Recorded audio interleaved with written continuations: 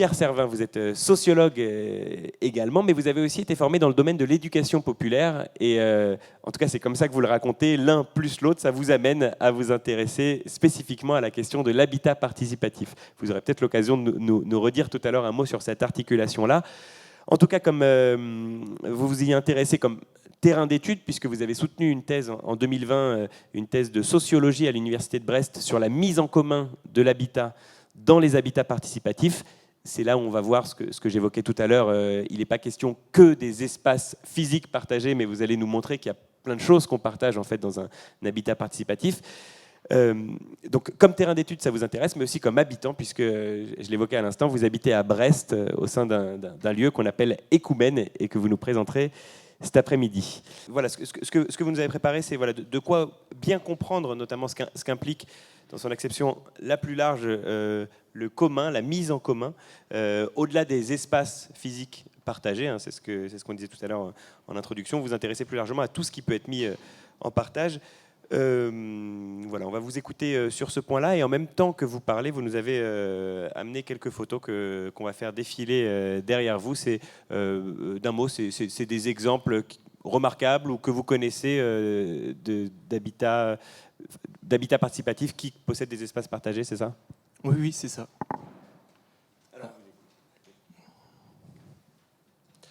Alors, ce que je vais vous présenter là aujourd'hui, c'est donc un résultat d'une thèse de sociologie que j'ai fait il y a quelques années, à propos donc de la mise en commun de l'habitat dans les habitats participatifs.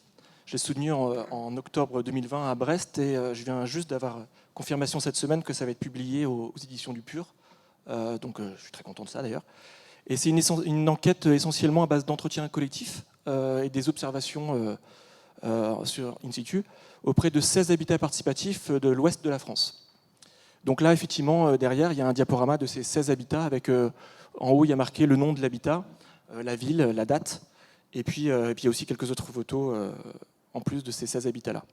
Alors, première chose, une sorte de définition de qu'est-ce que c'est que l'habitat participatif. Ce que moi, en tout cas, l'angle que j'ai surtout eu, c'est comment on travaille l'habitat, comment on travaille les manières d'habiter. Et je pense que c'est ça, essentiellement, en fait, l'habitat participatif. Avec un slogan, il y a plusieurs slogans. Donc il y a un slogan qui est connu, qui est « Vivre ensemble, chacun chez soi », comme tu faisais référence tout à l'heure. Il y en a un autre qui est « Pour se réapproprier notre habitat ». Et donc c'est vraiment la visée pour les habitants de se réapproprier l'habitat. Donc là, je fais le lien tout de suite avec les programmes comme Le Corbusier, qui est de dire que, je disais tout à l'heure, les points communs, c'est justement le commun, mais il y a quelque chose qui est radicalement différent, c'est l'idée que ça s'oppose finalement à l'idée de ce que Henri Lefebvre appelle l'habitat conçu, c'est-à-dire habitat conçu par des professionnels de l'habitat, qui soient des architectes, qui soient des urbanistes, qui soient des élus, ou des promoteurs immobiliers, surtout des promoteurs immobiliers. Et c'est dans l'idée que une logique qui est non pas en termes de programme et de fonction, mais quelque chose qui est presque pareil, mais radicalement différent, en termes de projet et d'usage. Donc là, je redis, c'est pas programme, mais projet, et c'est pas fonction, mais c'est usage. Une autre façon de définir l'habitat participatif, c'est de dire premièrement que c'est un habitat groupé. Alors, on appelait ça l'habitat groupé autogéré, avant, dans les années 70-80. Et qu'est-ce qu'on entend par groupé? On entend deux choses différentes. La première chose, je dis bien que c'est la première chose, c'est que c'est un groupe d'habitants. Donc voilà, on ne commence pas par les espaces, on ne commence pas par le bâtiment, mais vraiment par le groupe habitant. La deuxième chose, donc, ce sont des espaces groupés. On estime que c'est un minimum de 10% d'espaces groupés, même si on peut toujours définir de qu'est-ce qu'on appelle espace groupé, mais n'empêche que 10%, c'est plus que la moyenne. Deuxième chose, c'est un habitat participatif, et là aussi, ça peut vouloir dire deux choses. La première chose, c'est participation des habitants au projet de logement, un peu dans le sens, comme dans le sens démocratie participative. Donc ça, c'est à différents niveaux de participation, ça dépend vraiment des projets. Il y en a qui sont au niveau consultation, concertation ou alors cogestion, ça dépend vraiment beaucoup des projets. Et c'est aussi à différentes étapes du projet. Et ça, encore une fois, ça dépend des projets. Il y en a qui font toutes les étapes, il y en a qui ne font pas toutes les étapes. Et quand je dis les étapes, c'est les différents stades du projet architectural. C'est l'autopromotion, c'est-à-dire prendre le rôle du promoteur immobilier. C'est l'autoconstruction, il y en a qui font l'autoconstruction, il y en a qui n'en font pas. Et puis c'est l'autogestion à la place d'un syndic de copro professionnel. Et deuxième sens de participation, c'est participation au projet.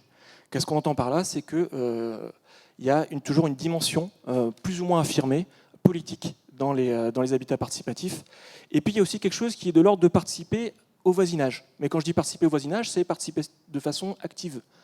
Il y a toujours cette formule-là, que moi j'adore dire, c'est pas obligatoire, mais c'est attendu.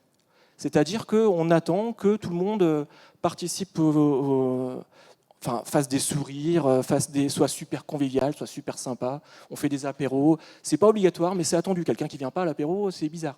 Apéro va très très souvent avec habitat participatif. Mais il y a quelque chose de l'ordre de, voilà, c'est sympathique, mais c'est aussi attendu. Il y a quelque chose de là, voilà, on attend de participer à ça.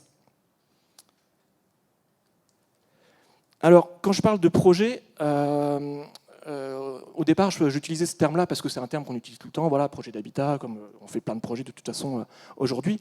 Mais en fait, il faut prendre vraiment au sérieux ce terme-là, projet. C'est-à-dire que, premièrement, qu'est-ce que ça veut dire un projet? C'est quelque chose de volontariste. C'est-à-dire qu'il y a vraiment une volonté. C'est pas, on vise quelque chose, quoi. On vise toujours quelque chose dans un projet, c'est l'amélioration d'une situation actuelle ou l'amélioration d'un objet. Et en l'occurrence, qu'est-ce qu'on cherche à améliorer en un mot? Eh bien, c'est l'habitat, c'est les manières d'habiter. Donc ça suppose un effort productif, donc ça ne se fait pas tout seul. Et puis non plus, d'ailleurs, ça ne se fait pas sans problème. Et aussi, ça suppose une forme de référencement à des principes normatifs, des choses qu'on vise, quoi. Et aussi des principes évaluateurs. Ça, c'est très important, évaluateur, c'est-à-dire qu'on va juger de la réussite ou de la non-réussite du projet. Alors souvent, ces principes normatifs, encore une fois, ça dépend des projets. Ils n'ont pas tous ces projets-là. Enfin, même il n'y a aucun projet qui a tout ce que je vais énumérer, mais ils ont tous au moins un de ceux-là. Ça sera l'écologie, ça sera l'anti-spéculation, la mixité sociale, la mixité générationnelle. Et par contre, ce qu'ils ont tous, c'est la convivialité. Donc, il y a une forme de mise en scène publique entre habitants, et aussi au-delà des seuls habitants. Il y a une forme d'évaluation critique continue, une forme d'auto-évaluation critique continue, avec toujours l'éventualité de l'échec, ce qui est quand même quelque chose d'important. Enfin, imaginez qu'on se dit, il y a toujours des gens pour nous dire, bah alors, comment ça se passe chez vous? Vous entendez toujours bien entre vous? Puis vous êtes bien intégré dans le quartier ou quoi? Bon, des questions qu'on ne pose pas à des gens habituellement, quoi. Et vous imaginez bien que si on répond, bah non, je ne m'entends pas bien avec mes voisins, non, je ne suis pas intégré dans le quartier, bah, il y a bien l'idée comme quoi, bah en fait, c'est nul, votre truc, ça a foiré, quoi. Donc il y a vraiment quelque chose comme ça de l'ordre de l'évaluation et l'auto-évaluation, parce que les habitants s'auto-évaluent aussi, y compris des choses qu'ils n'avaient pas prévu de faire. Bah non, on n'est pas écologique, on n'avait jamais dit qu'on était écologique. Oh bah c'est nul votre truc. Voilà, il y a toujours cette idée-là. Donc c'est un projet d'habiter autrement. Moi je dis aussi, enfin d'habiter mieux, ça on le dit souvent. Moi je dis aussi d'habiter plus. On pourrait peut-être revenir sur qu'est-ce qu'on peut entendre par habiter plus. Mais en tout cas quelque chose qui a plus de sens pour soi, et aussi quelque chose qui a plus de sens pour le bien commun. C'est un projet à plusieurs égards, c'est un projet immobilier, bien sûr, c'est aussi un projet politique, c'est un projet d'habiter, parce que c'est vraiment pas pareil, ça ne veut pas dire la même chose, se loger et habiter. Et puis, un terme qu'on utilise très souvent dans l'habitat participatif, c'est que c'est un projet de vie. Avec cet enjeu-là, dont on a parlé pas mal là déjà, qui est l'enjeu de maintenir le caractère en projet de l'habitat dans le temps. C'est-à-dire, c'est assez facile de faire un projet au moment du projet immobilier, mais qu'est-ce qui se passe une fois qu'on a aménagé les espaces? Est-ce que c'est toujours un projet? C'est une grosse discussion, controverse, à savoir est-ce que ça reste un projet juste après l'aménagement, 10 ans après, 20 ans après, 30 ans après? Est-ce que c'est toujours un projet? Alors, quelque chose au-delà de projet, enfin en plus de projet, c'est que le travail de l'habitat prend la forme d'une mise en commun de l'habitat. Alors ça, j'en ai déjà parlé un petit peu, donc je vais aller assez rapidement là-dessus, en disant que c'est à rebours de la tendance séculaire à réduire et neutraliser le commun dans les habitats, par exemple les pièces d'eau, les halls d'immeubles, etc. Donc voilà, l'habitat participatif et le pari que la mise en commun de l'habitat constitue un support pour effectuer un travail de meilleure appropriation de l'habitat. Alors que d'habitude, on dit que c'est justement là où ça foire, c'est là où il y a le plus de conflits et que c'est ça justement qu'il faut réduire. Donc là, on fait le pari qu'au contraire, c'est pas ce qui nous empêche l'appropriation, mais c'est ce qui nous permet, enfin c'est un des supports qui nous permet la meilleure appropriation.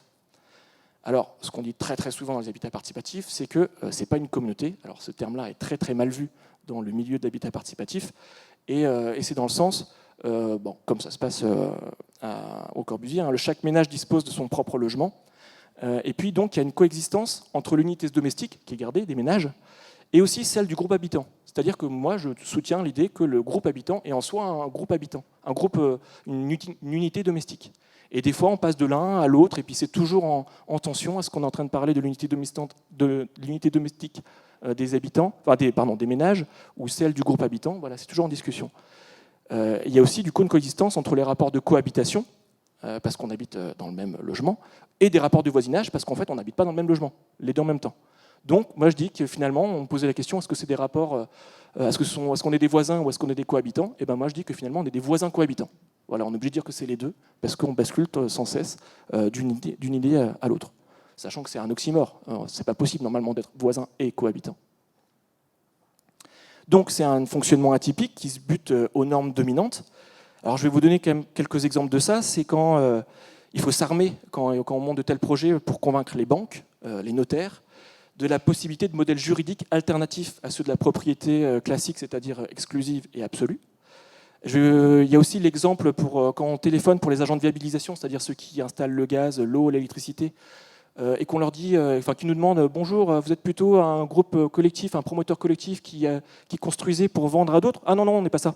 Ah bon, alors dans ce cas, vous êtes un individuel qui construisait votre propre maison. Ah non, non plus. Non, en fait, on est un collectif, mais on veut vivre ensemble. Ah, mais monsieur, ça n'existe pas, nous n'avons pas du tout ces cases-là. Ça n'existe absolument pas, tout est fait pour que ça n'existe pas. Enfin, c'est pas des gens qui sont de mauvaise volonté, c'est juste que ça n'existe pas, ce genre de choses. Une fois les bâtiments construits, il s'agit pour les habitants de trouver les moyens de réaliser leur désir d'améliorer la communication, de leur convivialité et le sens de leur vivre ensemble. Et tout ça sans pour autant basculer dans le sentiment d'intrusion, d'insécurisation et de fatigue, parce que tout ça peut exister. On est toujours à la recherche du juste milieu, il y a toujours ce terme-là du juste milieu, mais le juste milieu, il n'existe pas en fait. C'est toujours en négociation, ça dépend des cas, ça dépend des personnes. Quelque chose qui sera trop communautaire pour l'un sera trop individualiste pour l'autre. Bref, il n'y a pas de juste milieu, c'est toujours en travail. Donc c'est pas aussi simple qu'imaginé, et en fait, ce sont des projets, et les projets sont mis à l'épreuve de l'expérience concrète. Alors, ces mises à l'épreuve reposent sur des supports. Moi, je considère que l'habitat participatif peut être défini comme un travail d'agencement de supports pour soutenir le travail de l'habitat. Donc il y a 3 types de supports. Premièrement, ce sont des supports spatiaux et matériels. Deuxièmement, ce sont des supports organisationnels et communicationnels. Je vais voir l'un puis l'autre à la suite. Et troisièmement, ce sont des supports symboliques.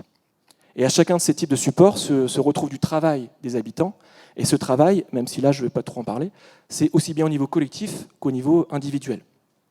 Quand on parle de travail sur soi, c'est aussi du travail. Donc je vais commencer par les supports les plus visibles, qui sont les supports spatiaux et matériels, et donc à commencer par l'architecture des lieux. Là, il y a un vocabulaire que moi je trouve très intéressant à avoir, c'est différencier 2 types de communs, qui sont premièrement des mises en commun d'espaces et de matériel dits utilitaires. Ça, c'est Philippe Baudin qui dit ça, c'est un anthropologue et architecte qui faisait partie du mouvement pour un habitat groupé autogéré. Donc il parle des communs utilitaires. Alors c'est quoi les communs utilitaires? C'est ce qu'on cherche à économiser. En fait, on se regroupe pour économiser ces communs utilitaires. Dans l'idée que ça ne sert à rien que chaque ménage en dispose un. Donc autant de manière privative, autant qu'on en fasse un pour l'ensemble, quoi. Donc, typiquement, ça va être les buanderies. Donc voilà, dans la plupart des habitats participatifs, on va regrouper les buanderies. On va regrouper les machines à laver aussi. On va regrouper les chambres d'amis, parce que ça ne sert à rien que tout le monde ait une chambre d'amis. C'est aussi des outils, des équipements ponctuels. Alors on cite toujours la raclette, on cite toujours aussi les appareils, enfin les outils de jardinage. C'est aussi les investissements onéreux tels que tout ce qui est les matériaux écologiques, d'isolation, les panneaux solaires, etc. Donc voilà, ça c'est les espaces communs et les matériels utilitaires.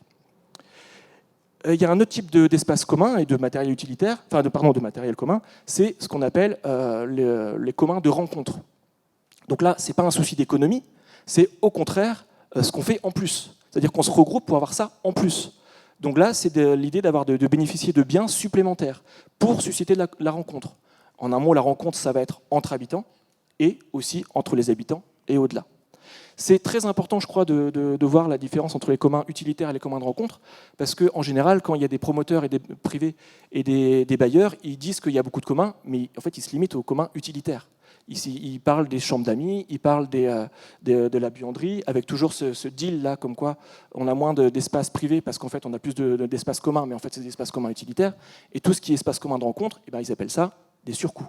J'adore ce terme-là, parce on appelle ça des surcoûts avant même qu'on ait chiffré combien ça va coûter. Ce qui veut bien dire qu'en fait, c'est l'idée même en fait,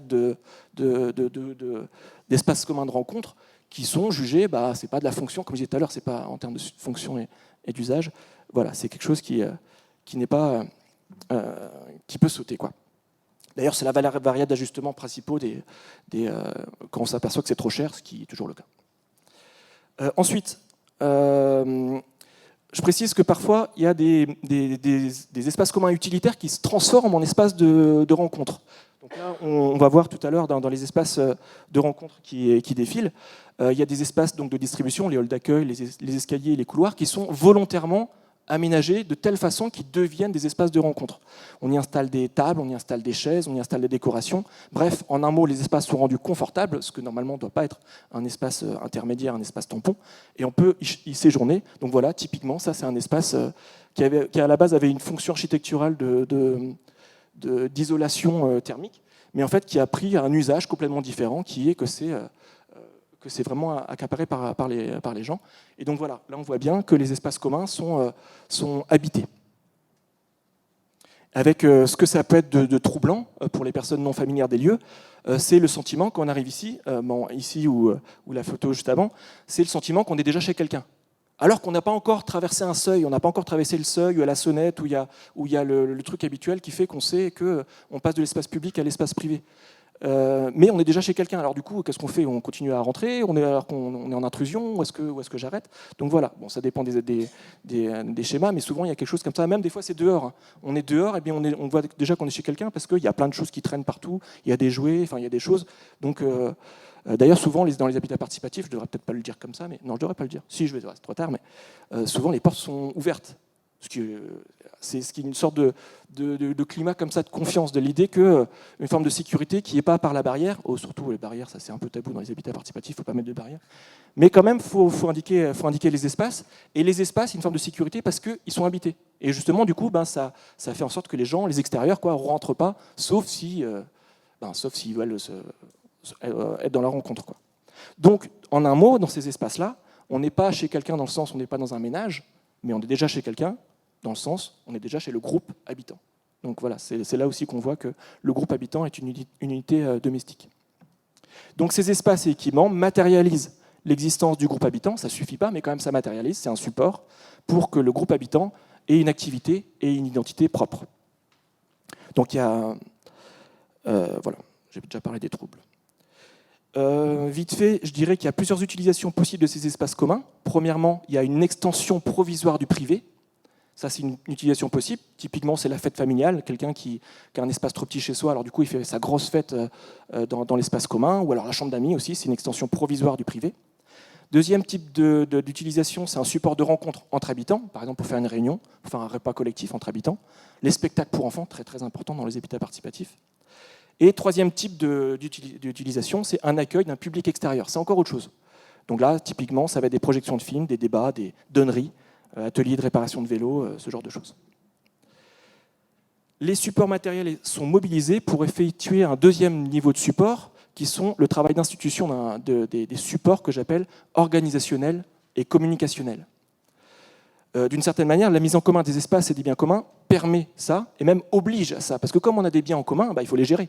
Du coup, ça oblige à une forme de gestion, qu'on le veuille ou non. Ce que je dis souvent, c'est que mettre des choses en commun, ça amène du lien social. Mais le lien social, c'est pas forcément se mettre des bisous, en fait. Ça peut être aussi du conflit, c'est aussi du lien social. On est contraint, d'une certaine manière, au lien social. C'est recherché, mais c'est aussi une forme de contrainte. Alors, je précise que ce travail de communication, il est dans différentes modalités. Ce qui arrive le premier à l'esprit, c'est les modalités formelles, c'est-à-dire les réunions. En fait, les rythmes sont différents. Ça peut être tous les 15 jours, ça peut être tous les mois, ça peut être... Voilà, c'est différent. Mais en tout cas, d'une manière générale, il y a beaucoup plus de réunions que là où il y a des syndics de copropriété assez classiques. C'est aussi des statuts, travailler sur les statuts, sur les règlements, sur les chartes. Mais c'est aussi la communication tacite, qui est présentée comme spontanée, comme naturelle, comme voilà, ça se fait tout seul. Mais en fait, ça ne se fait pas exactement tout seul. Enfin, c'est plutôt que tout est fait pour que ça se fasse tout seul. Donc c'est le fait que, évidemment, par les espaces qui font que ça se fait tout seul, qu'on se rencontre dans le jardin, sur le palier, dans le hall d'entrée, etc.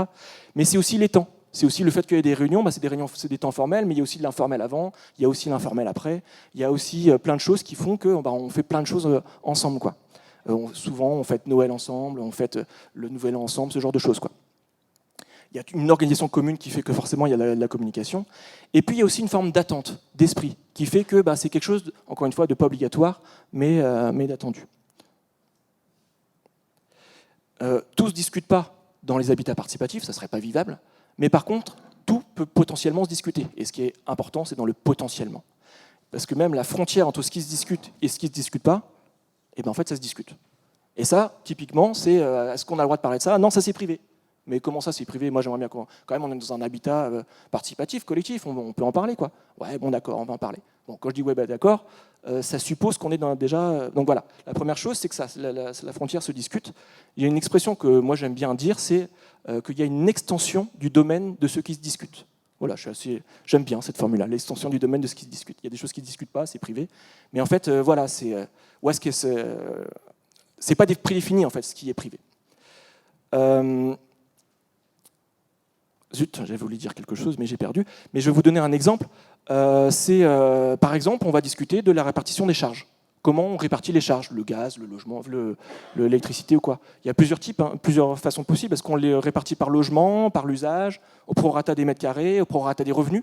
Voilà, la question peut se poser, quoi. Alors les réponses divergent complètement, mais en tout cas, voilà, on peut se poser ce genre de questions. Ou alors, comment on fait pour aménager quelque chose, pour construire quelque chose d'autre? Est-ce qu'on peut tondre la pelouse? Comment on tond la pelouse? Voilà, ça peut devenir une discussion politique. Mais pour que ces discussions aient lieu, il faut qu'il y ait les supports.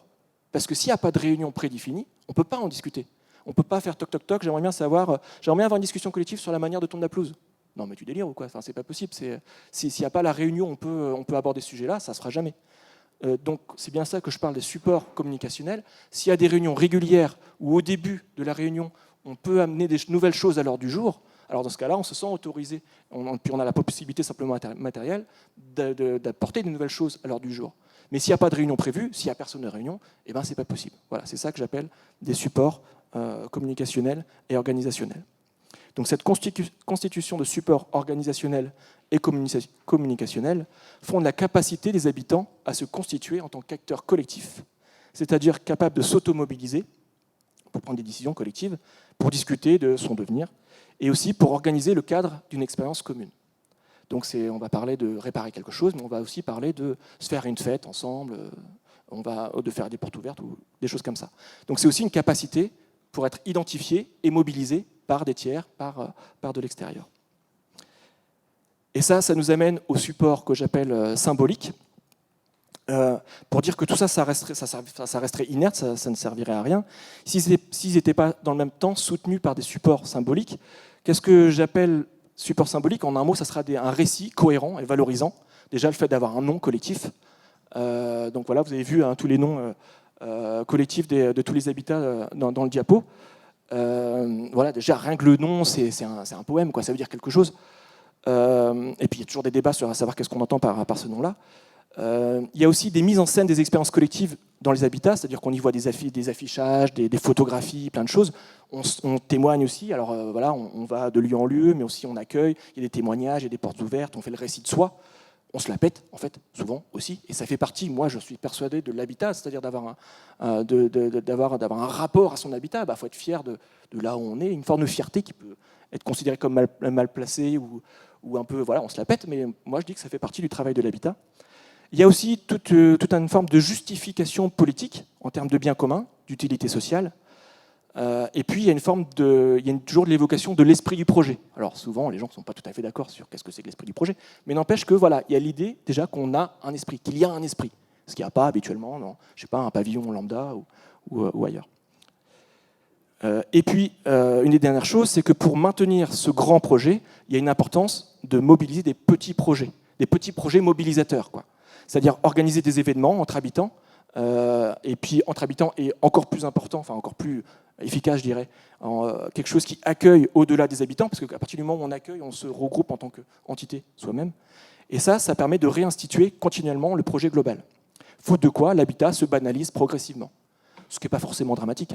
Il y a plusieurs fois des conflits dans les habitats, mais la tendance la plus quotidienne, parce que j'en ai vu des habitats qui datent des années 80, c'est que ça se banalise collectivement, et puis qu'il y en a qui sont très déçus, et puis la plupart des gens disent bon, finalement ça reste un habitat sympathique, quoi. Et j'ai presque fini, j'ai bien vu ton petit signe. Donc je précise que la constitution des supports au travail de l'habitat par les habitants, ça ne garantit pas le succès de la démarche. On me pose toujours la question, alors est-ce qu'on y vit mieux ou quoi? Moi je dis, ah oui, enfin en tout cas pour la plupart des gens, oui, on y vit beaucoup mieux. Par contre, il y a pour des gens, c'est horrible en fait, ça ne se passe pas bien. Puis des gens qui sont très déçus, enfin bref, il y a plusieurs possibilités, quoi. Mais par contre, ce qui est certain, c'est que c'est compliqué, parce que d'abord ces supports eux-mêmes, ils supposent du travail pour être entretenus, pour que ça suppose du soin, enfin bref, ça suppose du travail. Il y a souvent, des fois, les habitants vieillissent, les habitats vieillissent, les projets vieillissent. Le moment où les enfants partent, alors ça c'est quelque chose de très important. Là c'est une sorte de support à la mise en commun qui travaille tout seul, qui travaille gratuit, quoi. Les enfants, c'est du commun gratuit. Enfin d'ailleurs pour le meilleur et pour le pire là aussi, hein, c'est du travail, c'est du lien social pour le meilleur et pour le pire. Et ensuite, ces supports ne sont pas aussi efficaces qu'on l'aurait cru. J'ai une citation d'une habitante que j'aime bien citer, c'est « La convivialité, en fait, c'est galère ». J'adore cette expression-là. Et je terminerai par ma dernière phrase, quoi, c'est que les supports soutiennent le travail, mais le travail reste à faire. Voilà. Merci beaucoup, Pierre Servin.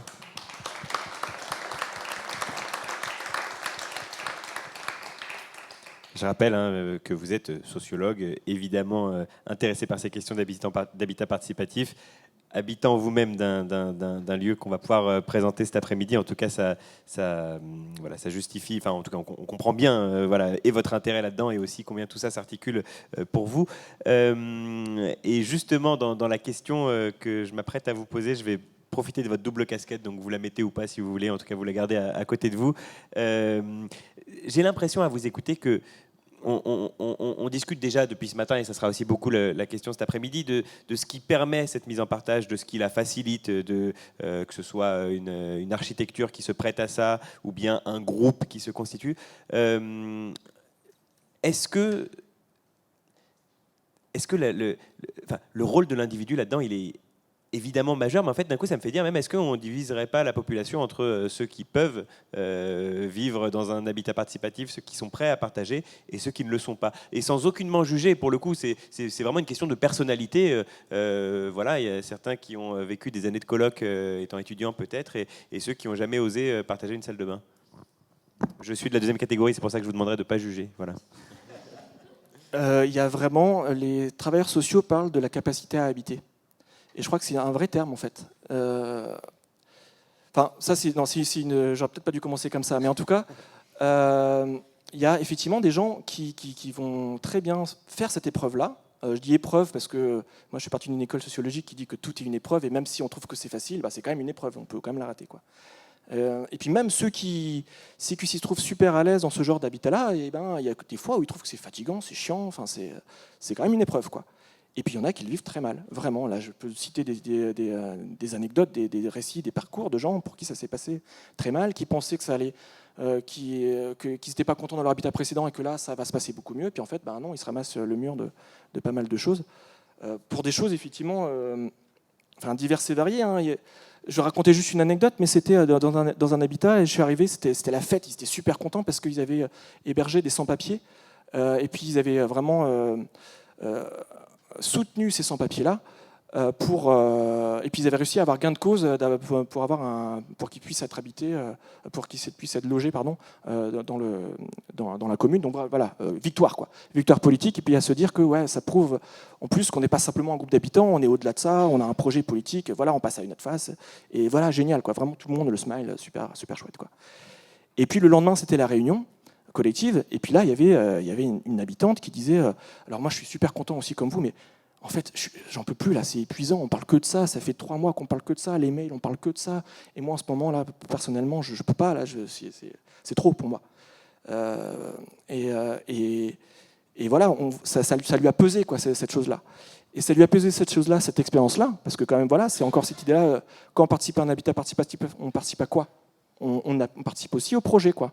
Et quand on participe au projet, c'est pas obligatoire, mais c'est quand même attendu. Et là, même dans cette réunion-là, on disait « Ah, mais t'en fais pas, c'est pas obligé, t'es pas obligé de participer, il n'y a pas de problème. Mais quand même, on est un groupe super solidaire, on est géniaux. » Bon, quand on lit entre les lignes, quand on dit « On est un groupe solidaire, solidaire, super génial, parce que nous, on participe », bah, en creux, ça veut quand même dire qu'elle participe pas. Bon, c'est pour dire que c'est des épreuves qui font que ça peut être compliqué, et que voilà, il y en a qui ont des habitudes, qui ont mon habitude. Et juste sur cet exemple-là en particulier, ça arrive qu'on se mette en retrait parce que j'imagine que j'ai été très... Enfin voilà, on divise la population entre ceux qui peuvent et ceux qui peuvent pas. Il y a sans doute un entre-deux, notamment ceux qui peuvent, mais qui, pendant un moment, sont un peu indisponibles à ça parce qu'ils ont aussi des épreuves aussi personnelles ou des choses qui leur font penser à autre chose. Ça arrive de se mettre un petit peu en retrait d'un temps, de revenir ensuite? C'est toujours une des...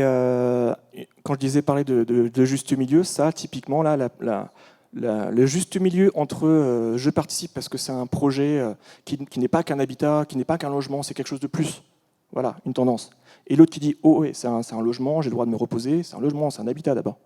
Et ben entre les deux, il n'y a pas de juste milieu. Ça se discute toujours, c'est toujours une tension entre les deux. Il y a des moments où on prend des pauses, il y a des moments où les pauses, en fait, elles durent très très très très longtemps. Voilà. Quand j'habitais dans un habitat, très facilement, je reconnaissais, je voyais très vite en fait ceux qui participaient au projet commun, ceux qui ne participaient pas au projet commun, ne serait-ce que par des rideaux, ne serait-ce que par des choses physiques qui font qu'on prend plus de distance. Et puis voilà, c'est ceux qui ne participent pas non plus aux réunions collectives, moins aux réunions collectives ou ce genre de choses. Ouais. Donc il y a toujours une forme de tension de comment ça se passe. Quand je dis tension, c'est dans le sens de choses où on cherche, ça se travaille. L'équilibre qui se met en place. Ouais. Ou un déséquilibre parce que ouais. Tout le monde n'est pas d'accord tout le temps. Quoi. Des fois, ça peut être tendu. Hein. On aura peut-être l'occasion Enfin, oui, on aura forcément l'occasion, en croisant d'autres expériences cet après-midi. Juste pour dire, ça peut être très tendu, mais encore une fois, la tendance majoritaire, c'est bon, finalement, c'est bon, c'est pas grave, on laisse la faire. Et du coup, ça se banalise. Je précise ça comme quoi c'est ça le plus courant. Un point que vous évoquiez tout à l'heure et qui rentre en résonance avec ce qu'on a dit ce matin et qui, je pense, pourrait être assez présent dans nos discussions cet après-midi, la question de la mixité sociale. Vous le citiez tout à l'heure comme d'un des éléments qui peut être central dans le cadre d'un habitat participatif. Ça m'a un peu étonné parce que pour moi, je n'y voyais que une limite, la mixité sociale. Et j'ai l'impression que c'est ce qui ressortait un petit peu de la présentation tout à l'heure de Sabrina Bresson. Elle va d'ailleurs peut-être pouvoir y répondre aussi, mais vous nous dites, enfin, je veux bien que vous nous parliez un peu de la mixité sociale comme une limite, mais déjà en tout cas insister sur le fait que non, la mixité sociale peut être un des enjeux d'un habitat participatif. Oui, comme je disais tout à l'heure, il y a tous les habitats participatifs, il n'y a aucun habitat participatif qui fait tous les listes de ce que j'ai fait. D'ailleurs, on reconnaît souvent les projets qui sont vraiment au stade de projet, qui n'ont pas vraiment avancé. C'est ceux qui disent ouais, nous on veut être écologique, on veut être spéculatif, on veut être super pas cher, et puis on va être un super architecture géniale. Bon voilà, bon ok d'accord, travaille un petit peu et après. Bon, il y a un moment donné où on avance vraiment dans le projet quand on voit des priorités en fait. Il y a parmi ces priorités pour certains projets la mixité sociale. En particulier, évidemment, c'est logique, ceux qui se mettent en partenariat avec des bailleurs sociaux, avec des collectivités territoriales. C'est souvent une demande aussi explicite de la part des collectivités territoriales, enfin ouais, des communes ou quoi, qu'il y ait de la mixité sociale. Ça dépend. J'aurais autre chose peut-être à dire là-dessus sur la mixité sociale. Non, mais sur les limites alors. Alors la limite. Et du coup, ok pour j'entends alors que ça peut être un projet. Et effectivement, souvent vous dites quand ça s'inscrit dans un programme un peu plus large. Mais alors du coup, évoquer les limites peut-être au sens large et que ça nous soit ensuite réillustré par Sabrina Bresson, même si on a commencé à l'entrevoir tout à l'heure effectivement. La limite en un mot, c'est que quand je disais tout à l'heure qu'il y avait du travail formel et du travail informel, avec le travail formel, on en arrive à des projets politiques, à vraiment justifier quelles sont nos ambitions et qu'est-ce qu'on fait, pourquoi on le fait. Et il y a aussi beaucoup de choses qui sont infrapolitiques ou qui sont quotidiennes ou qui sont dans les manières d'habiter. Et en fait, là, c'est des choses souvent qui sont très tacites et qui ne se disent pas. Et c'est là qu'il y a, en fait, souvent les conflits, ils ne sont pas d'ordre politique. Ils sont plutôt de l'ordre tout simplement de voisinage. Et c'est là où les différences sociales se voient le plus. Et c'est... Alors du coup, pour répondre, il y a une phrase que j'aime beaucoup, moi, qu'on dit plusieurs fois, c'est que dans les habitats participatifs, en tout cas quelqu'un disait ça, on ne choisit pas nos voisins, on choisit notre manière de voisiner. Je trouve super phrase. Mais en sociologue que je suis bien obligé de dire que nos manières de voisiner sont aussi socialement situées et que du coup, c'est pas par hasard si on habite plus facilement avec des gens qui nous ressemblent en fait. Donc il y a cette idée-là même, c'est des valeurs qu'on partage, ouais, bah oui, c'est vrai, tout à fait, mais les valeurs, elles sont situées aussi. Donc voilà, en un mot, je dirais que la mixité sociale se travaille. Sabrina Bresson. Je crois que les deux questions que vous avez posées, David, à la fois sur est-ce que tout le monde peut habiter dans un habitat participatif et à la fois sur la mixité sociale, ça renvoie à quelque chose que peut-être, Pierre, tu n'as pas dit suffisamment sur le fait que l'habitat participatif, on parle toujours de l'habitat participatif, mais qu'en fait c'est un terme très général pour décrire une pluralité de projets. Tu l'as dit, tu en as vu beaucoup, ils sont différents, ça ne se passe pas toujours de la même manière. Et donc effectivement, c'est souvent un projet, enfin en tout cas dans un certain nombre de projets d'habitat participatif, la question de la mixité sociale, elle est importante. Mais moi, pour en avoir enquêté quelques autres, je ne reprends pas l'exemple de Le Corbusier parce que j'ai expliqué tout à l'heure comment à un moment c'est quand même compliqué le mélange social, mais pour avoir visité des projets qui étaient remplis de bonne volonté du point de vue de la mixité sociale et notamment des montages hyper intéressants. J'ai beaucoup regardé des montages avec du locatif social, avec des logements d'insertion, qui mélangeaient avec des copropriétaires. Notamment, j'ai visité des exemples où il y avait des montages avec habitat et humanisme et donc des logements d'insertion qui étaient intégrés dans le projet d'habitat participatif et qui étaient partie prenante du projet, d'un groupe d'habitants qui avaient pensé à un projet, etc. Et en fait, il y a des questions aussi de trajectoire. Ça renvoie à la première question que vous posiez sur qui peut habiter dans l'habitat participatif. Pierre parlait d'épreuves, moi je parlerais davantage de trajectoire. Et on avait donc dans les exemples, et notamment un exemple auquel je pense en banlieue parisienne, où les deux logements d'insertion finalement arrivent un peu sur le tard, avec des habitants qui n'ont pas été partie prenante du projet dès le début. Et quand ils arrivent, il y a déjà un groupe qui est bien constitué. Ils n'ont évidemment pas les mêmes trajectoires, ils partagent pas les mêmes manières d'habiter, etc. Et en fait, ça se passe super mal. Et pourtant, le projet était rempli de bonne volonté. Et il y avait vraiment l'idée que l'habitat participatif, ça peut être aussi ça peut être des projets solidaires où on implique des populations qui n'ont peut-être pas, facilement accès à ce type de projet. Mais pour préciser, et vraiment après on va terminer là-dessus parce qu'il va être l'heure de faire notre pause, pour préciser en tout cas, la mixité sociale, elle arrive dans un habitat...